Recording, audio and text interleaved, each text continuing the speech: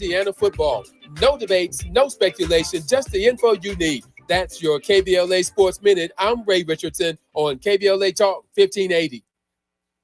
Hello, KBLA delegation. Tavis Smiley here. On Saturday, October 25th, LA Trade Tech becomes the epicenter of ideas that matter. The Left Coast Forum is bringing together voices that challenge, inspire, and illuminate with keynote presentations from people like noted economist Richard Wolff, the man who breaks down capitalism in ways that make sense to working folk like you and me, and Dr. Cornel West will be there, the brilliant philosopher and activist who never stops fighting for justice and speaking truth to power and to the powerless, for that matter. So this isn't just another conference. This is where ideas get tested, where the conversations that shape our future begin. Multiple plenary sessions, dynamic speakers, real talk about the issues that impact our communities, and then some good food and a live band. Saturday, October 25th, LA Trade Tech, Left Coast Forum. The event is free and open to the public, but you must register at our KBLA1580.com website, where you can also peep the plenary topics. The future belongs to those who show up and engage. So don't just think about change, be part of the conversation that creates it. The Left Coast Forum is brought to you by the LA Progressive, the Empowerment Congress, Community Coalition, Partnership for Growth LA, Southwest Voter Registration Education Project, LA Care Health Plan, United Teachers Los Angeles, Black Progressive Action Coalition, St. John's Community Health, the National Lawyers Guild, the Weingart Foundation, and more. Space is limited, so if I were you, I'd register right now at KBLA1580.com. Your voice matters, your presence matters. We'll see you there. Who's calling it? Who's calling it? Who's calling it? Who's calling it? Who? Yeah. OVO Sound 2025. Who's calling it? Is it Stacy? Is it Becky? Is it Keisha?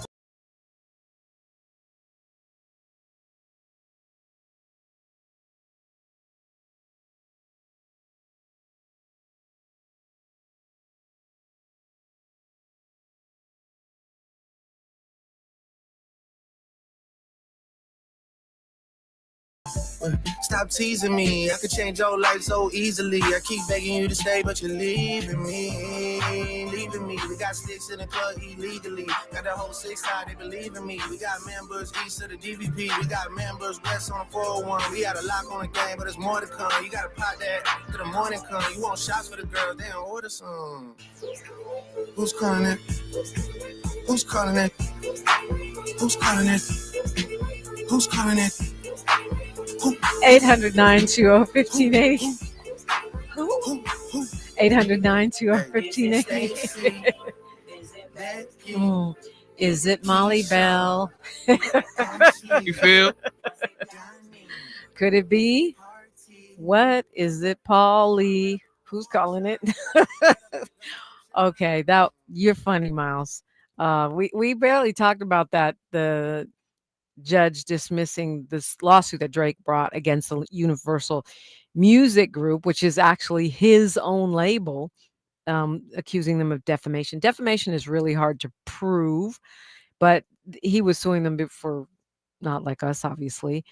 And the judge, District Judge Jeanette Vargas, said, nah, it is a non-actionable opinion. That is not considered defamatory. People were celebrating that like Kendrick beat Drake. It was really Drake against the label, not really Drake against Kendrick per se, right? I mean, I feel like the whole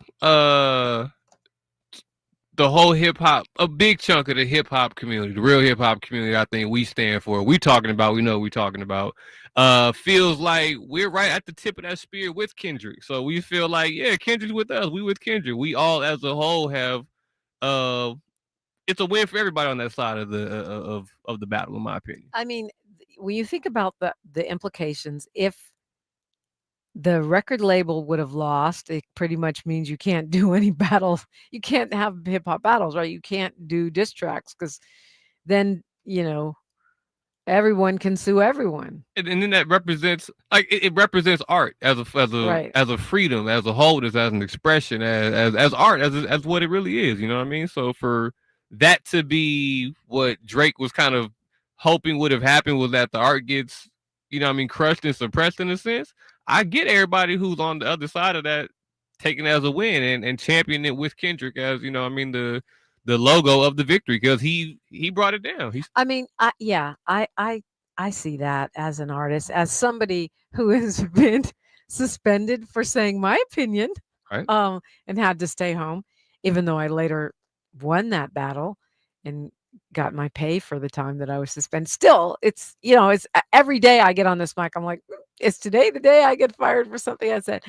But at the same time, if I'm Drake, I'm thinking you can just say anything about me on a song, even if it's not true. And then it's going to be at the Super Bowl. It's going to be worldwide. People are going to believe it. I mean, I can understand why he's mad and why he would sue. Not because of Kendrick, but because it's his label promoting something that defames him. I got you, but at the same time though, you can say everything you want to say during your music Yeah, when it's true that. I mean, ain't no fun when the rapper got the gun. So now it's against you, and it's a whole different. Right. Right. Understood. And He like Drake. and This is not Drake's first battle. This is not Drake's first like war of words with people where things get dirty and get messy. You know what I'm saying? He's brought up people's medical records before. You know what I'm saying? And brought up people's family names and done a whole lot of stuff. Has done physical stuff outside of the music. You know what I'm saying? So yeah. it gets dicey there. Yeah, and really, I mean, technically, it's both of their label. Exactly. So that makes it even more confusing.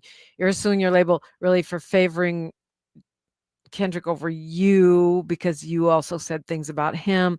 So that makes it that Only does child. make You feel like you're the only child. You feel like you're the right one. You're that. yeah, I mean, I could see that viewpoint, but also he is kind of the golden goose. I mean, Drake has made I don't know how much, but lots of money for UMG, right?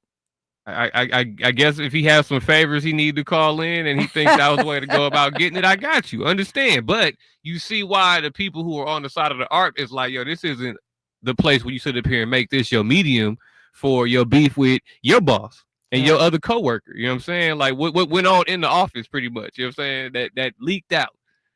I'm giving just a small world knowledge of what it really could have been. It could have been some internal stuff. It didn't have to be something that you attacked the art for, but that's what it ended up being because you had a point to prove in the vendetta and it backfired. You lost. I don't know if it backfired is the word because I think now we're at a point where you still have to show and prove with the art. You're in bad standings with your label now, so who knows what the future looks like. But if you're on Team Art and Team Kendrick and that's the logo and that's the spear you throwing at people like Drake, it'd be like that. Is he really in bad standing with this label? As long as he makes the money, I don't know. We'll see. We'll see about that. Let's see what this next album does. Yeah. Yeah. The judge, and I quote, the judge said, the fact that the recording was made in the midst of a rap battle is essential to assessing its impact on a reasonable listener. Even apparent statements of fact may assume the character of statements of opinion when made in public debate, heated labor dispute, or circumstances in which an audience may anticipate the use of epithets, fiery rhetoric, or hyperbole. Which, I mean, that I love that statement from the judge because basically what she's saying is, y'all knew it was a rap battle. What did you expect? That's what they do, and that that's hilarious to me. The fact that a sitting judge from the bench says the fact that the recording was made in the midst of a rap battle is essential to assessing its impact. So it's over from that perspective. Even though Drake's people say they plan to appeal, I don't know. That seems like a waste of money, but we shall see. That suit was filed last January, and it is specifically against the label.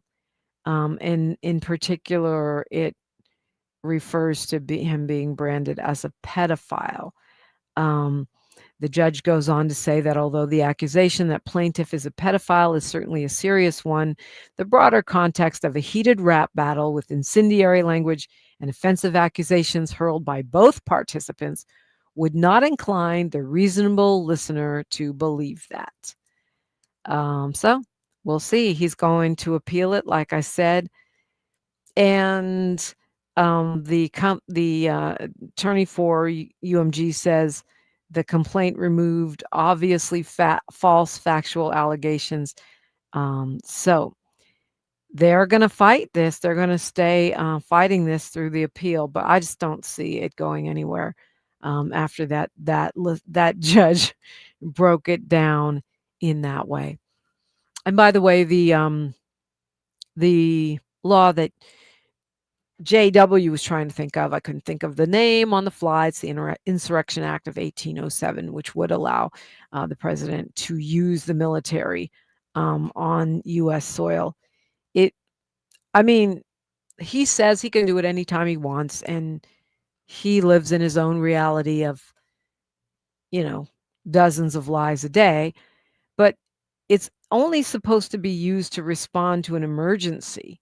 And that, since he just lies, he said LA was on fire. LA wasn't on fire. He said Chicago's out of control. Chicago's not out of control. If you can just lie and then, use the Insurrection Act of 1807, then yeah, he could. But it's supposed to be unlawful obstructions, combinations, or assemblages, or rebellion. And those are only situations where it's impracticable for U.S. law enforcement to handle it. So no, we're nowhere near that anywhere in the United States. But since we're in a period of history where the president could just lie and say, oh, they're out of control.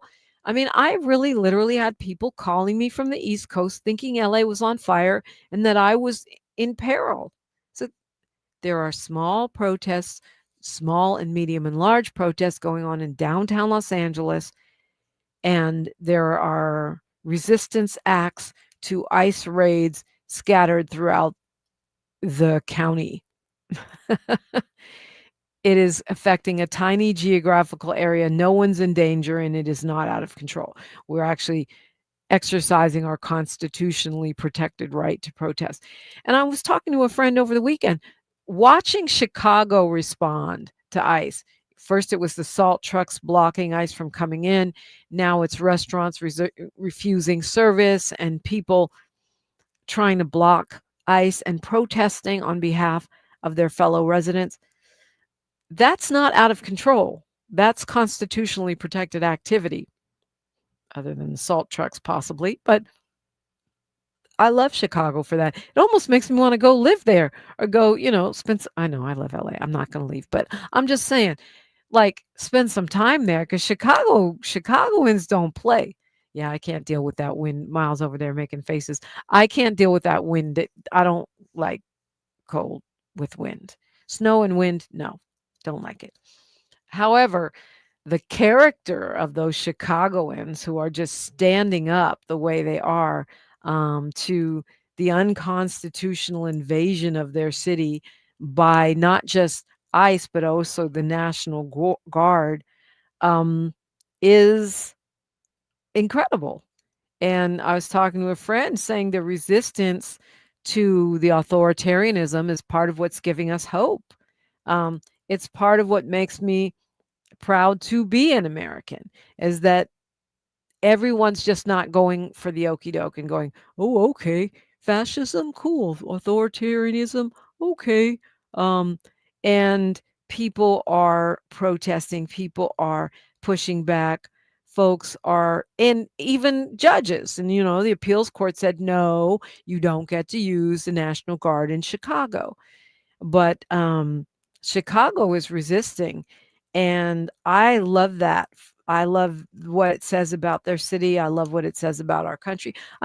They're not the only ones. LA also has been resisting, and that's not, it's happening all across the country, and it's happening globally. So that means that we're not just going along for the okie doke. And that means there's hope for democracy. There's hope for the future. There is hope for humanitarianism and not just the rule of law, but the rule of truth versus just lies and make it up as you go along. Oh, the city's out of control. Send in the National Guard. Oh, do the Insurrection Act. No, there are objective criteria that can and should be followed.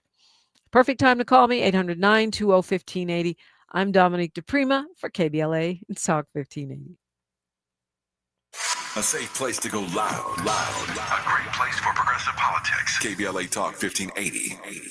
Are you drowning in IRS tax debt? With Civic Tax Relief, they were able to save me upwards of $80,000 that I would have had to pay had I not reached out to them. Get ready for a toll-free hotline. Take advantage of new IRS tax forgiveness programs that may protect you from IRS collection agencies. I owe the IRS $37,000. They have the power to garnish your wages, put liens on your property, and levy your bank account. Civic Tax Relief can help protect you from the IRS. Civic Tax Relief basically represented me against the IRS. By the time everything was completed, I didn't owe the IRS anything. Find out about the Fresh Start program that is now available through Civic Tax Relief. Civic Tax Relief's special tax hotline can help you discover all the relief programs available for free. I would recommend anyone who has a tax problem to contact Civic Tax Relief. Just call 800-285-3500, 800-285-3500. Don't wait. Call now. 800-285-3500, 800-285-3500. Hello, KBLA listeners. This is Dr. Paul Wallace. I want to discuss a type of eczema called atopic dermatitis, which is often misdiagnosed in Black children and adults. Atopic dermatitis is an autoimmune disorder that can be accompanied by food allergies, hay fever, and asthma. This rash targets the inner arms, behind the knees, and face, but can go all over the body. It causes excessive dryness and 24/7 itching. It's the scratching and steroid use that leads to permanent scarring. I'm enrolling patients in a new clinical research study focused on better treatment options for atopic dermatitis. Of course, your medication and travel reimbursements are provided. To see if you qualify, visit dermstudies.com or call us at 323-296-0048. That's 323-296-0048. There's nothing worse than itching. Let's take the next step in controlling this problem. Established in 2020 during a time of deep racial unrest across our state and country, the Black Freedom Fund was created to make sure that leaders and organizations working to support Black communities and build power have the resources they need to stay in the fight for the long haul. We believe that those closest to the issues impacting our communities know best how to solve them. That's why in just the last 5 years, we've granted more than $45 million to over 200 grassroots organizations across California. That is the largest collective investment in Black organizing in history, and we're just getting started. We are clear-eyed and committed, more now than ever, to our people, our power, and our possibility. Join us in creating a future where Black people harness their full power to shape their lives and realize a just world for all. Learn more at fundblackfreedom.org. That's fundblackfreedom.org. The Black Freedom Fund is proud to sponsor Conversation Live Altadena Rising with James Farr on KBLA Talk 1580. Hello, KBLA delegation. Tavis Smiley here. On Saturday, October 25th, LA Trade Tech becomes the epicenter of ideas that matter. The Left Coast Forum is bringing together voices that challenge, inspire, and illuminate with keynote presentations from people like noted economist Richard Wolff, the man who breaks down capitalism in ways that make sense to working folk like you and me, and Dr. Cornel West will be there, the brilliant philosopher and activist who never stops fighting for justice and speaking truth to power and to the powerless for that matter. So this isn't just another conference. This is where ideas get tested, where the conversations that shape our future begin. Multiple plenary sessions, dynamic speakers, real talk about the issues that impact our communities, and then some good food and a live band. Saturday, October 25th, LA Trade Tech, Left Coast Forum. The event is free and open to the public, but you must register at our KBLA1580.com website, where you can also peep the plenary topics. The future belongs to those who show up and engage. So don't just think about change, be part of the conversation that creates it. The Left Coast Forum is brought to you by the LA Progressive, the Empowerment Congress, Community Coalition, Partnership for Growth LA, Southwest Voter Registration Education Project, LA Care Health Plan, United Teachers Los Angeles, Black Progressive Action Coalition, St. John's Community Health, the National Lawyers Guild, the Weingart Foundation, and more. Space is limited, so if I were you, I'd register right now at KBLA1580.com. Your voice matters, your presence matters. We'll see you there. Thanks for waking up with Dominique DePrima on KBLA Talk 1580. Oh, wow. It's an exciting morning. Sportscaster, actor, fitness icon Jayne Kennedy is in the building.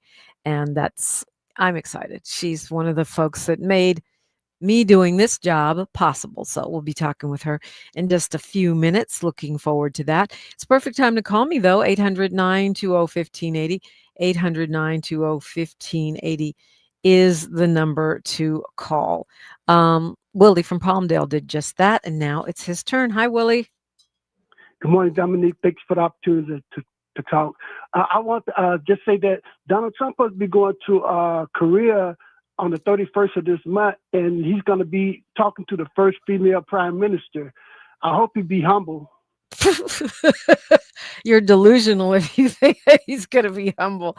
When have you ever seen him humble? I can't. Can you think of a time? Because I can't. Nothing's coming to mind. That's what I wanted to say. I just hope he doesn't grab her butt or something. That's really. Humble. I don't expect, but good behavior. that would be a start. It's like the artist say, sit down and be humble. Yeah, that would be Kendrick Lamar. Be humble, sit down. Yeah, no, that's not going to happen. The humblest thing I've heard, I think the president say, is when he said he didn't think he might not get into heaven. So I guess that's why he's got to get everything he can now, because he thinks he's taking the down elevator. At least he's not that. He's, if you believe in that, at least he's not stupid enough to think that he's done great things that would make him, a candidate for getting in them pearly gates. He thinks he's on the escalator down. Keep it going, that golden escalator to the fiery pits of where. Anyway. Yeah. That's what I want to say. Yeah. That's all I want to say. Yeah, I just hope the meeting. But I think he's going over there to talk about some 15% tariffs. Well, I mean, I'm not going to lie. It is my job to read and keep up with the news, but I cannot keep up with these tariffs. He said one day it's on, next day it's off. Now it's 100%. Now it's 25%. Now it's 15%. The tariffs are basically a baseball bat that he's using to pound over the heads of allies and enemies alike, allies and adversaries alike. And so I have not done a good job of keeping up with it, although I make a half-hearted effort, because he's going to roll it back. 100% tariffs on China now, and 100% tariffs on films. Really? I doubt it. I mean, that's what he's saying, but we'll, seeing is believing. And right now I'm not believing. but the African nation of Mali is saying, okay, we two can play that game, that Trump is now saying that people have to pay this bond to get into the U.S. of thousands of dollars if they want a visa to come here, which is going to make it impossible for many people from less, wealthy nations. So Mali, the West African country, says, okay, well, U.S. citizens that want to come here now have to pay a $10,000 bond. In other words, two can play that game. And I think that's where we're going. We're going to see more and more of that. I told you when we went to Africa in June, it was harder to get a visa to get into Ghana than it's ever been. Usually it's so easy. Benin, yeah, you did it online and they're like, come on in. But it was harder to get the Nigerian one. It was harder to get the Ghanaian one. And I feel like it's retaliation because we're putting them on lists of people who are banned to come here. We're creating these crazy tariffs. We're adding the entry fees and just acting like a bunch of grifters. And other countries are not going to just take that lying down. China's already said, "Oh, really? 100% tariffs? Well, let's see. Let's see how you like this." And Did Mao work at the border? yeah, he really did. He wasn't making that up. Somehow, they enlisted him. He was behind the glass. You know how when you go through like customs or whatever, the customs Only on the officials ship. are behind glass and they have the little window where you pass the passport. No, Miles was on the other side of the glass and the rest of us were outside. And all of a sudden he was working there. That was bizarre. I don't know how that happened, but yeah, he until we left, once we got, approved to go across the border, then he resigned his short-lived job as an African customs official. That was weird. I don't know. Well, I have to ask him. I don't even know how that happened. I looked up and he was behind the glass. But Willie, thank you for calling. For those of you not tracking, the State of Black LA is happening this week on Thursday. The LA Urban League is having that. And I will be one of the hosts of that. I'm one of the panel hosts of that. So I hope to see you there. I'll be sharing information. But if you want to see it, if you haven't signed up already, you're just going to have to stream it at laul.org because it's already sold out. It's at the University of Southern California and it starts actually at 8:00 in the morning. But I'll be there, of course, to host my panel no later than 9. It's full, but you can stream it. And the stream is at laul.org. And it looks like some really great panel discussions. The theme is Solidarity in Action, Black and Brown LA. And it's also brought to you by the County of Los Angeles, the LA Urban League, and this what they call ARDI, which is the Anti-Racist Initiative of LA County, which was created by 2nd District Anti-Racism, Diversity and Inclusion Department, which was also created by our 2nd District Supervisor, Holly Mitchell. They will be in action bringing us the State of Black LA, and I am honored to be part of it. Okay, y'all, Jayne Kennedy is next. Buckle your seatbelts. It's going to be a lovely conversation, an historic one at that. I'm Dominique DePrima for KBLA Talk 1580. She's reclaiming her time on KBLA Talk 1580. More First Things First with Dominique DePrima when we come forward.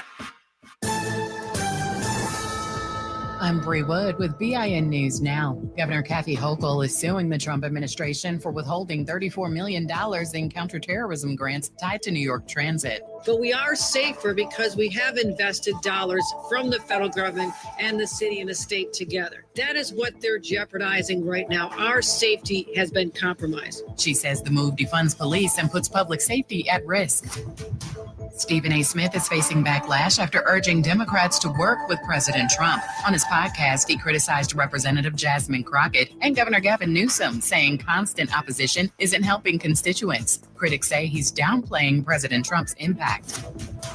And former LSU basketball star Angel Reese will become the first pro athlete to walk in the Victoria's Secret fashion show. She announced she'll hit the runway October 15th. Get BIN News Now on demand 24/7 on the iHeartRadio app. Right now, there are young people across the world facing a tough choice: continue their dream of education or drop out to help their family put food on the table.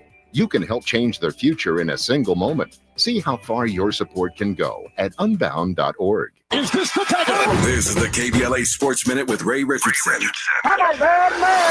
It was a good day Sunday for both of LA's NFL teams. The Chargers and Rams got a road win. Both teams are 4-2. The Chargers came from behind in the final minute to beat Miami 29-27. Cameron Dicker kicked a 33-yard field goal with 5 seconds left to win it. The Rams took advantage of a sluggish Baltimore offense without Lamar Jackson and coasted to a 17-3 win. The Rams defense shut out Baltimore after the first quarter. The Dodgers are in Milwaukee tonight for Game 1 of the National League Championship Series. First pitch at 5 o'clock. USC is back in the top 25 college football rankings after their 31-13 win over Michigan on Saturday. The 5-1 Trojans are ranked 20th. Top 5 teams in this week's poll: Ohio State, Miami, Tavis Smiley's Indiana Hoosiers, Texas A&M, and Mississippi. Indiana is number 3 in the country after their win at number 7 Oregon on Saturday. It's the highest ranking in the history of Indiana football. No debates, no speculation, just the info you need. That's your KBLA Sports Minute. I'm Ray Richardson on KBLA Talk 1580.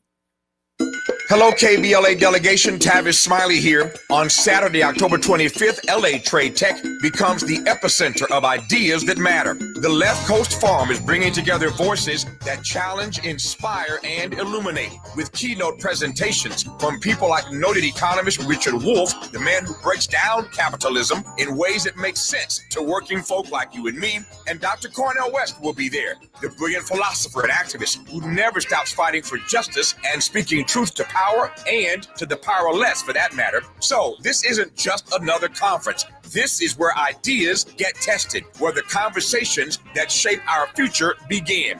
Multiple plenary sessions, dynamic speakers, real talk about the issues that impact our communities, and then some good food and a live band. Saturday, October 25th, LA Trade Tech, Left Coast Forum. The event is free and open to the public, but you must register at our KBLA1580.com website, where you can also peep the plenary topics. The future belongs to those who show up and engage. So don't just think about change, be part of the conversation that creates it. The Left Coast Forum is brought to you by the LA Progressive, the Empowerment Congress, Community Coalition, Partnership for Growth LA, Southwest Voter Registration Education Project, LA Care Health Plan, United Teachers Los Angeles, Black Progressive Action Coalition, St. John's Community Health, the National Lawyers Guild, the Weingart Foundation, and more. Space is limited, so if I were you, I'd register right now at KBLA1580.com. Your voice matters, your presence matters. We'll see you there.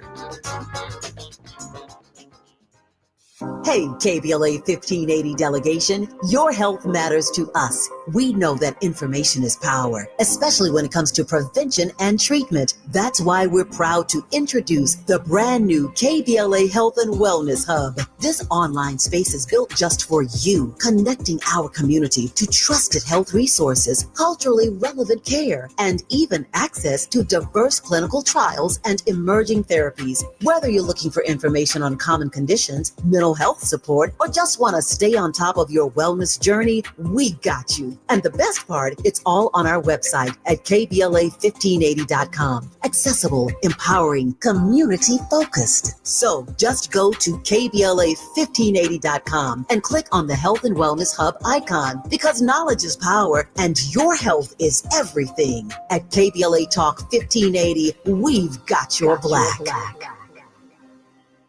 Protect yourself from Medicare card scams. Scammers may call, email, or even knock on your door claiming they need your Medicare info, asking for money or threatening to cancel your benefits. Don't fall for it. It's a scam. Remember, Medicare doesn't need to verify your information. They already have it. Medicare won't charge you for a new card and will never threaten to cancel benefits. Check your Medicare statements for suspicious charges and report scams to the California Senior Medicare Patrol at 1-855-613-7080. We're here to help. KBLA Talk 1580. We've got a lot to talk about. KBLA Talk 1580, connecting you with services and solutions. Worried about eviction? You have rights, and Stay Housed LA can help. Stay Housed LA is a partnership between LA County, the City of Los Angeles, and local service providers. From Lancaster to Long Beach, we're here to help you with tenant education workshops, legal clinics, free legal services for eligible tenants, and online resources about tenant protection laws. Don't face eviction alone. Call our hotline at 1-888-694-0040. That's 1-888-694-0040. Or visit stayhousedla.org. Stay Housed LA, keeping Los Angeles residents in their homes. Stay Housed LA, your rights, your home, our community. This is a community call to action from KBLA Talk 1580. Find a righteous range and don't be afraid to say what you see. We're KBLA Talk 1580. We are, and this is just a delightful moment for me. I'm I'm really kind of starstruck And that doesn't happen to me too much. Most of y'all know. We have with us in the studio Jayne Kennedy. Her book is Plain Jane. She must be talking about her personality, not her looks. She's an actor, a model, a sportscaster, an author, a mama. And she has broken down barriers for so many of us. I said it earlier. I'm convinced that I wouldn't be on this microphone at all if it wasn't for doors that you have opened. Jayne Kennedy, welcome. Thank you so much. It's a pleasure to be on the air with you because, I followed you for many, many, many years. I remember when I would drive my kids to school back and forth, and we'd listen to you in the morning. We're all a fan. Wow. I almost fainted when you said that, but no, really. I mean, and I fangirl out over you. I don't fangirl out over a lot of people, but I know, being in broadcasting, I know about the glass ceilings. Oh, yes. In television, in radio. You made it look easy, but it is not easy. And they're still there. So when you broke in, when you got on NFL Today, there was nobody. There was nobody other than Phyllis George. And Phyllis George was the only female that was doing that job on the show like the NFL Today. And the NFL Today was the premier show of all of the shows. But I mean, we only had 3 networks. So right. Back then, it's not like you could say of all 500 shows. Yeah, but that makes it even more competitive to get on. Number one, you can't just do a podcast. You don't have the internet. You don't have a camera on your phone. It's very limited. And so when you say Phyllis George, I love that because you're talking about all women. Of course, I'm thinking Black women. Yes. There was nobody. There was nobody. Yeah. But, I always want to make sure that people understand that there were only 2 women that have ever done that show. Still today, there's not been another female on that show. Wow. And one of the things you describe in your biography, memoir, Plain Jane, is how prepared you were and how you came with interviews ready. You came with a whole game plan, and every other person in the room didn't look like you. They didn't look like me at all because I had asked my agent to submit me. I really, really wanted this part. With all the years in acting that I had done, this was a part that I said, I can really sink my teeth into because I love sports. I grew up in the world of sports. My dad played softball and for his work team and the church team. And we would go with him to all the games. I competed in the standing broad jump in the Junior Olympics. It was Title IX did not exist. So I did not have the opportunity. That's a long time ago, right? Mm-hmm. I did not have the opportunity to participate in international or interscholastic sports. So we would have within our own school, the girls athletic club. And I was always the one that put my team together first. And then I would captain them and then we beat everybody. But this was just who I was. I was very, very outgoing and I would find different ways to get around issues. Well, one thing that stood out to me, aside from the preparation of that moment, which obviously you landed that job, auditions are intimidating. And I've been on many of them. And a lot of times, if you're the only Black woman there, you make the assumption I ain't getting this job, right? Which it sounds like you did. But what you went to was, how do I make the interviewee comfortable? Yes. Not how do I look good? How do I profile? How do I make him comfortable? And what I know doesn't really matter at that point, because if I can make him comfortable, I can get the information from him. So, and that had been taught to me by a friend of mine in the NBA. There was no WNBA back then. All right. God, I'm really dating myself. Well, but you know what, to me, I mean, okay, you can say dating yourself, but it also shows how far we've come, right? Yes. I mean, when people to interview prep now, they just go to Google. No, we had to go buy magazines, go to the library, talk to a friend who knew a thing. Well, when I asked my agent to submit me and he denied it 3 times, he presented lists to CBS, but he never put me on the list. And so I said, I got to find another way. And we ended up talking to Jim Brown, who through a chain of other people got me to finally Bruce Jenner's manager and Caitlyn Jenner manager. And there I was, trying to find out how I was going to get around, this thing that they only wanted white women, because when they say they don't want people like you, they meant they didn't want a Black woman. And that was always a challenge in my entire career in the 70s and 80s, trying to figure out how I was going to break through that barrier. But anyway, we ended up bringing me to New York. I did the interview, remembering what my friend had told me, make a friend with the interview person that you're interviewing. And I did 5 minutes with Brent Musburger on camera, 5 minutes with just reading teleprompter copy, and then 5 minutes with the interview. And when I was done, Brent stood up and he said, "It's Jayne or nobody." And he left. He didn't even finish interviewing the rest of the women that were there.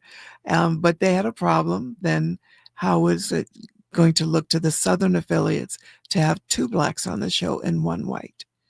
That would be me, Irv Cross, and Jimmy the Greek. And Brent Musburger. So they decided to add Jimmy the Greek to the desk. And that way it'd be 2 and 2. And that's how I got hired. But it was only for 6 weeks. And I had to prove myself again, all over again. And you did. I did. Again and again and again and again. I did. They wanted an interview with Muhammad Ali. And they couldn't get it. And they kept screaming and yelling. And I was in the room only 2 weeks into my contract, my 6-week contract. So I just raised my hand. I said, "I can get you the interview." And they said, "Who are you?" So I said, "Put me on a private jet, send me to New Orleans. I will have the interview for you tomorrow." And they did. And we aired the piece on Greatest Sports Legends. I'm sorry. We aired their piece on Saturday, and then we cut a piece for mine on Sunday. Went home and woke up the next morning, and the phone was ringing off the chart, and they said, "Jayne, you're hired for the rest of the year." Oh, that's amazing. What did Muhammad Ali? How did you know you could get that interview? Muhammad was a good friend of ours, and I just knew he wouldn't turn it down. That's you had already made that friend. Yeah. That was in 1975 was the Thriller in Manila. And I had met him a couple of years before.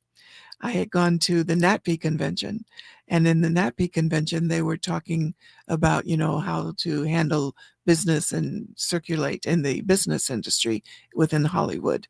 And someone said Ali was upstairs. And so, of course, we had to go see him. And so we walk in the door, and I had already done the Dean Martin show, and I was one of the Dingaling sisters on the show. So the minute I walked into the room, he said, "There's that Dingaling girl." That's hilarious. But you made it work for you. I think to me, it should be well known, that you've blazed a trail. And I know, we don't have a long time today. And if they want to hear more, they've got to buy this great book, which I'm holding up right now for those of you on YouTube, Plain Jane, or you can go to the California African American Museum Thursday night in conversation with Jayne Kennedy and Jamil Hill, which is dope. I can't believe we got Jamil. I've been such a fan of hers for so many years. Oh, I'm sure she's been a fan of yours too. Well, we became friends, and then I said, "Well, this is perfect. This is a perfect opportunity." And so Jamil and I will sit down and we will chat about a lot of things. So hope to see you there at the camp. Yes. So that you can go to the cammuseum.org and RSVP for the event. Yes, you have to RSVP. The event is free, but you have to RSVP. Yeah. I already did. Anyway, good. But that's happening. So all the questions I don't get to, you'll get them. They answered there because our time is limited and we want you to be inspired to go. But I do have to ask you this, Jayne Kennedy. Yes. How does it happen? How does it feel for you to look at these documentaries of the history of Black people in TV that we're seeing now, and you're not there? It makes my head explode. It makes my heart hurt. Yeah. Because I worked. There was one year that I was only home 27 days out of the year. Wow. I worked religiously in my craft. that craft being the entertainment industry. Unfortunately, Hollywood forgets. It only has a short memory. So when I saw them airing the history of Black women in America, in television in America,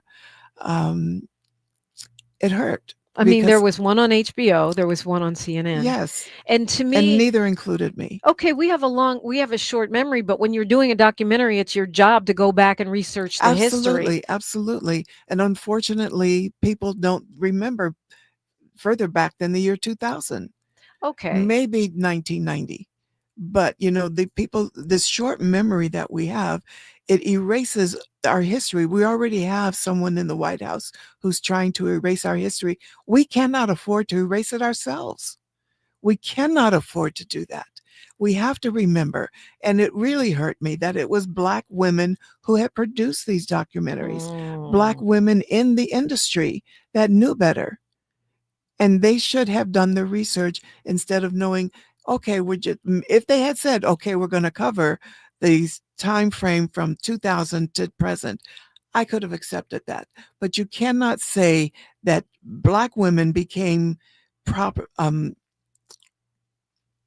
Black women became notable in Hollywood within the last 25 years. I mean, I think of Hattie McDaniel. Yeah, I'm thinking. I mean, if I remember correctly, I didn't see the HBO one. I only saw the CNN one. But if I remember correctly, they did have Diane Carroll in there. Yes, they did. And she goes back a little further. Than me. Yeah, she was here before when I got came here. Back a little further. She wasn't a sportscaster. She was an actress only. She was an actress. Yes. Yeah, you did both, which is hard. I mean, honestly, it's hard to make it in one area of the business. They don't want to believe that you can do one thing. They definitely don't want to believe you can do 3 or 4. Oh, you're a beauty pageant winner. You can do sportscasting. You can act. You can dance. Oh, and now you're doing fitness. Well, they would tell you when I first landed in LA, you can only do one thing. Yeah. If you want to be a dancer, you can only do dancing. And that went throughout the industry. But I never conformed. I've never been able to conform to anybody's position on where they thought I should be in my life. So, I did. I danced. I sang. I went on the road and I was dancing, singing, and shaking my butt off all across America with the Dingling Sisters for the Dean Martin show. I acted. I went to all different countries. That was where my acting took place, because a lot of times you couldn't get those jobs in LA. So, I had to spread out, and I did all kinds of things, the modeling thing that I did. And I never considered myself a real model, whatever that real model thing means. Real model means you're getting paid to do it, which you did. Yeah, but I only got paid $50 a show. Well, that went a little further back then. But the point is, I was told the same thing when I came here. You can do one thing. Yeah. Stop saying you can do all these things. You can do one thing. And you defied that even back then, and you did it successfely. Yeah. I had to do it. I would have been broke. I didn't want to wait in the line at the unemployment office. I was not that type of person. Like most actors do. Yes. And you would go in there, you'd be so shy. You go in there. And I did sometimes go in there and you'd look around and you see people with baseball caps over their eyes. And oh, I know that person. I know. And you give like a little nod, of acknowledgement, and nobody wants to say you're there. But yeah, I never wanted to be that kind of person. That's why I ended up developing my own production company, because I wanted to tell stories. I wrote Playing Jayne because I wanted to tell my story in my own words.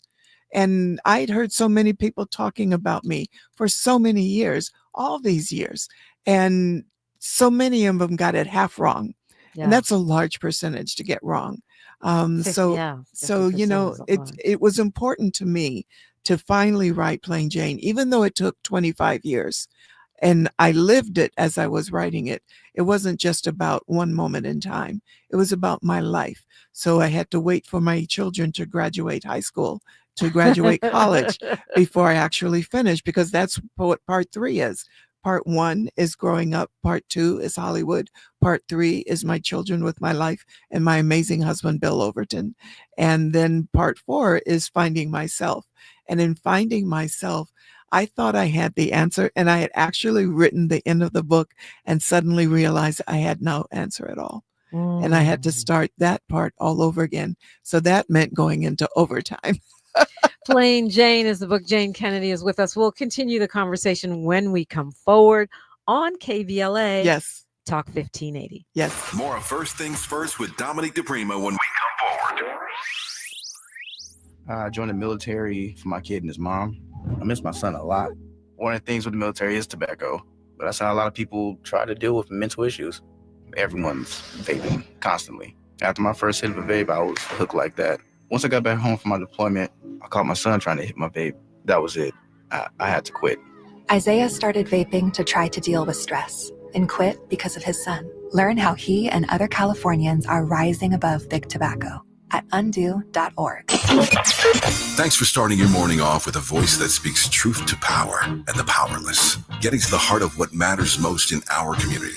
This is where authentic conversation meets real action. From breaking news and politics to culture and community solutions, this is where you hear perspectives you won't hear anywhere else. This is where we come together, get informed, and make change happen. You're inside First Things First with Dominique DePrima on KBLA Talk 1580. Good morning, sunshine. You make my day. Hear that? That's the sound of your life. Perfectly imperfect. Beating in rhythm to the world you've created. But every time you drive after drinking, music gets drowned out. Your life sounds pretty great. Don't let a buzz ruin it. Buzz driving is drunk driving. Don't drive buzzed. A message from NHTSA and the Ad Council. Ready to order? Yes. We're earning unlimited 3% cash back on dining and entertainment with a Capital One Saver card. So let's just get one of everything. Everything? Fire everything. The Capital One Saver Card is at table 27, and they're earning unlimited 3% cash back. Yes, Chef! This is so nice. Had a feeling you'd want 3% cash back on dessert. Ooh, tiramisu. Earn unlimited 3% cash back on dining and entertainment with the Capital One Saver Card. Capital One, what's in your wallet? Terms apply. See CapitalOne.com for details. The conversation continues right now with Dominique DePrima on First Things First. Yeah, it's an honor and a pleasure to talk with Jayne Kennedy. Her book is Plain Jane. Look, if you want to go to this conversation with Jayne Kennedy and Jamal Hill, it's happening at the California African American Museum on Thursday. And apparently there are not too many tickets left. So you're going to want to get on CAAmuseum.org and do that like right now. Yes, and know that it's free to get in, but you must register. Yep, and that's what I'm saying. You better register because there's almost no room left. Yes. You've got a fragrance. You got a signature fragrance, or is it two signature fragrances? What is happening, Jayne Kennedy? It's Jayne Kennedy Sun and Jayne Kennedy Moon. And thank you for asking. I worked with the fragrance designer to come up with something that specified who I am, not just a floral scent that I happen to love or any other scent that was out there that I love, but it's become a part of me, and it's 100% organic, and it's men and women neutral. Oh, nice. So, I wanted to, he asked me what was my life about, and we sat for about an hour and a half talking about, the first time I went to Egypt, my first time I'd set foot on African soil, and how I felt the roots just spring from my body into the soil. It's an amazing feeling. So we have we have frankincense and myrrh within the fragrance. We have African opals, opal being my birthstone. And so my mom was raised on a farm in Virginia where they cropped tobacco. So we have tobacco in the fragrance. So all parts of me are embodied within the fragrance as much as we could. And it smells absolutely wonderful. I should have brought it. Where can we find it? Yes, you can find it on JayneKennedy.com. Amazing. JayneKennedy.com. This Jane with a Y. You guys know that. JayneKennedy.com. Yes. You thank you. Thank you. That. JayneKennedy.com. And it's a perfect Christmas gift. I love that. Yeah. Yeah. Kwanzaa, Christmas, whatever you're celebrating. So, we just have a couple minutes here. You are very candid in your book. You talk about your ups, your downs, you talk about your family, your journey, and they're going to have to come to the California African American Museum if they want to get into all of that. Yes. What are you most proud of? You've done so many things. What do you hold on to as something that's, I did that?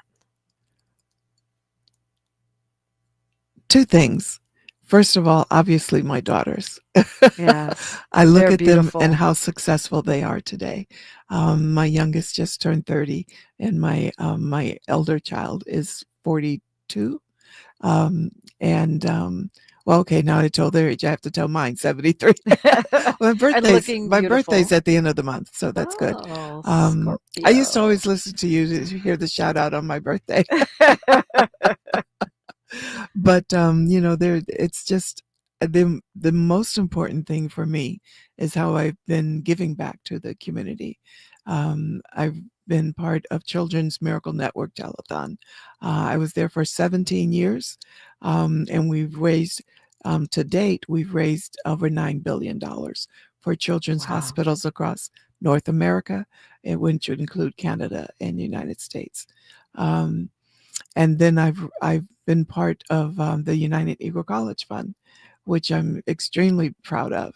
And I did the entire 25 years with Lou Rawls, and so a lot of people they don't see you in that light, So I think it's important to let people know that entertainers do good things, and not just being on camera. So here I am, involved in these things that are so true to my heart. And I feel that I've done good by God when I've done that work. Indeed, you have. Well, and thank just you. Being a mother. Yeah. Yes. And doing it in this industry is a whole other animal. We could do a whole show on that. But thank you. Congratulations on your beautiful daughters, your incredible book. Thank you. And we'll see you at the California African American Museum. And they're going to yell at me unless I say their names: Savannah, Copper, Zaire, and Cheyenne. Yes. Hey, ladies. Hey. Tavis. Hey. Hey, ladies. You're doing a great job raising your mom. Yeah, that's the absolute truth. Yeah, I say that as a mama. Tavis Smiley's up next. He's got a jam-packed Monday show for you. And I'll see you on social media, Deprima Radio, wherever you are. And of course, KBLA 1580. Like my mama used to say, history is now, and we are making it together. Until tomorrow, one love. One love. And Tavis, I'm looking to be on your show next. KBLA 1580 Santa Monica. I'm Bree Wood with BIN News Now. Governor Kathy Hochul is suing the Trump administration for withholding $34 million in counterterrorism grants tied to New York Transit. But we are safer because we have invested dollars from the federal government and the city and the state together. That is what they're jeopardizing right now. Our safety has been compromised. She says the move defunds police and puts public safety at risk. Stephen A. Smith is facing backlash after urging Democrats to work with President Trump. On his podcast, he criticized Representative Jasmine Crockett and Governor Gavin Newsom, saying constant opposition isn't helping constituents. Critics say he's downplaying President Trump's impact.